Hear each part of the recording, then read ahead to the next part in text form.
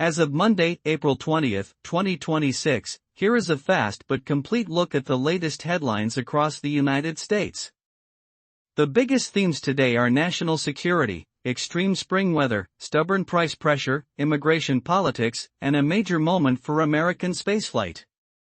Every item in this roundup is current as of today. Over the next 10 minutes, we move from Washington and Wall Street to the Midwest, to Florida and California, and then finish with the climate backdrop that is shaping the country well beyond this week. In Washington, the most immediate policy story is surveillance. President Donald Trump signed a bill on Saturday, April 18, extending the Section 702 surveillance program until April 30. The Senate approved the stopgap measure late Friday after lawmakers scrambled to avoid the program expiring within days. The stopgap avoided an immediate lapse, but it also guaranteed another confrontation before the month ends. Supporters inside the administration and Republican leadership say the authority is vital for national security. Critics on both the right and the left say it gives the government too much power and still does not do enough to protect Americans' privacy. Section 702 allows the CIA, the NSA, the FBI, and other agencies to collect and analyze overseas communications without a warrant. The long-running controversy is that Americans' calls, texts, or emails can be swept in incidentally when they interact with foreign targets. Reform advocates want warrant requirements before agents search Americans' information. Security hawks say changing the system too aggressively could weaken intelligence collection. After the chaotic House and Senate scramble last week, the extension now points straight to another deadline on April 30. So this story is not resolved. It has only been delayed. Weather is another major story. Forecasters warned that an unusually strong April heat wave would push temperatures into the 90s in parts of the East, including Washington, Philadelphia, and New York. In the nation's capital, forecasts called for 93 degrees on both Wednesday and Thursday. What stood out was not only the heat itself, but how early and how long it was expected to last for mid-April. Meteorologists described a pattern that felt more like summer than spring, with heat and humidity building day after day. That hotter air also helped prime the atmosphere for a second problem: severe thunderstorms and flooding. And that second problem has already been expensive and dangerous. AP reported that from Monday through Wednesday, the National Weather Service logged more than 1,100 reports of large hail, winds above 60 miles per hour, and tornadoes. In Wisconsin, officials said a man was apparently struck by lightning during heavy rain and thunderstorms. Floodwaters swamped roads, trapped drivers, and helped prompt an emergency declaration in Wisconsin. Meteorologists there said 5 tornadoes had already been confirmed, with surveys still underway.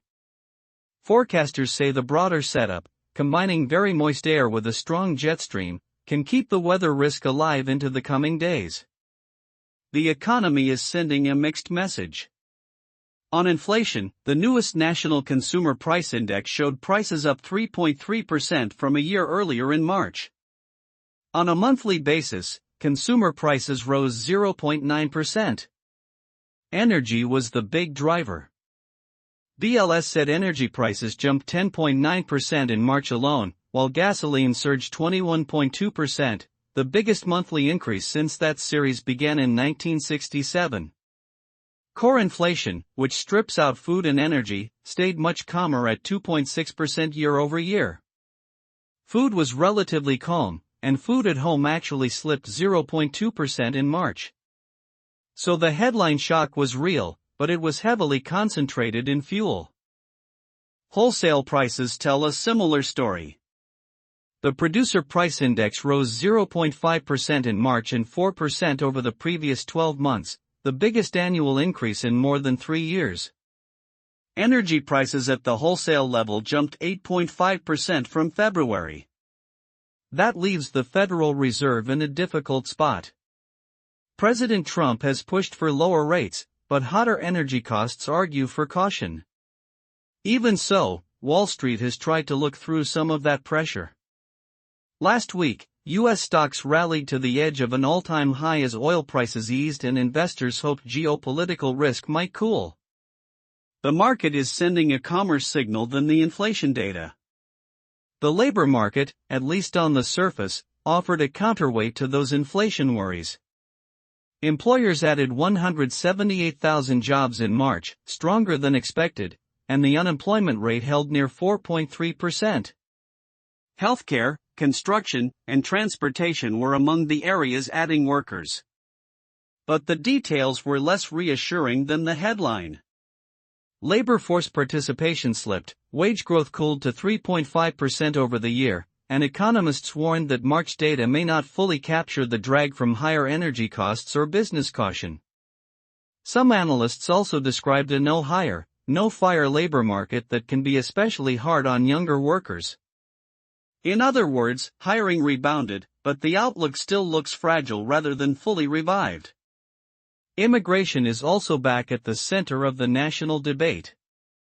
On Thursday, April 16, the House passed a bill that would extend temporary protected status for Haitian immigrants for 3 more years.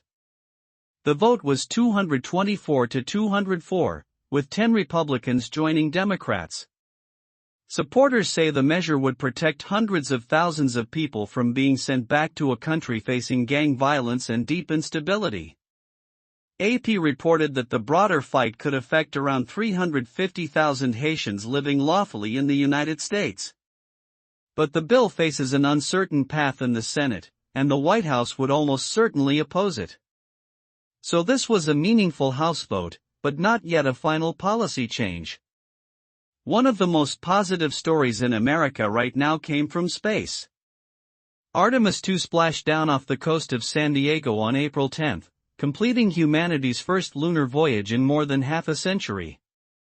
NASA said the crew completed a nearly 10-day journey after launching from Florida on April 1.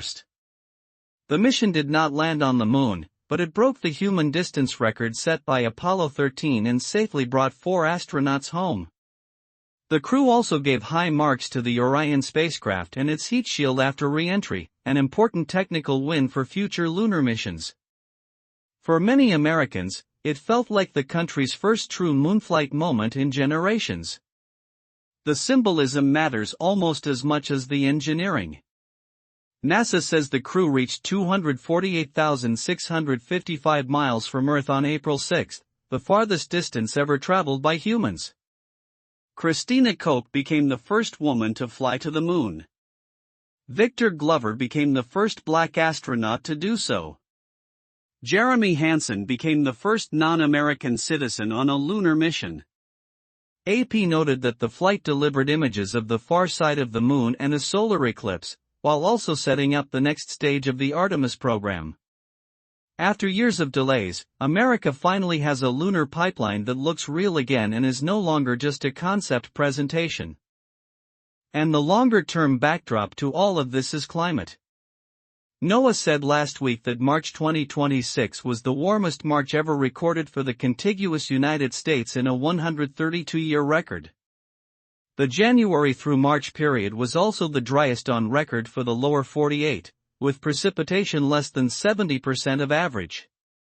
NOAA also reported that 1,432 counties, covering more than half of the contiguous United States and roughly 1/3 of the population, saw their single warmest March day on record. Dryness expanded drought to nearly 60% of the contiguous United States, the widest footprint since late 2022. That helps explain why the country can move so quickly from early season heat to fire risk, water stress, violent storms, and sharp swings between extremes. So, as of April 20, the United States is balancing short-term shocks and long-term pressure at the same time. Congress has bought itself only days on surveillance. Weather risk remains elevated. Inflation is still being pushed around by energy. The job market is holding, but not comfortably. Immigration fights are sharpening again. And NASA has given the country a rare story of momentum and optimism. The next dates to watch are April 22 for another round of state employment data and April 30 for the next Section 702 deadline. Those dates will shape the next America update.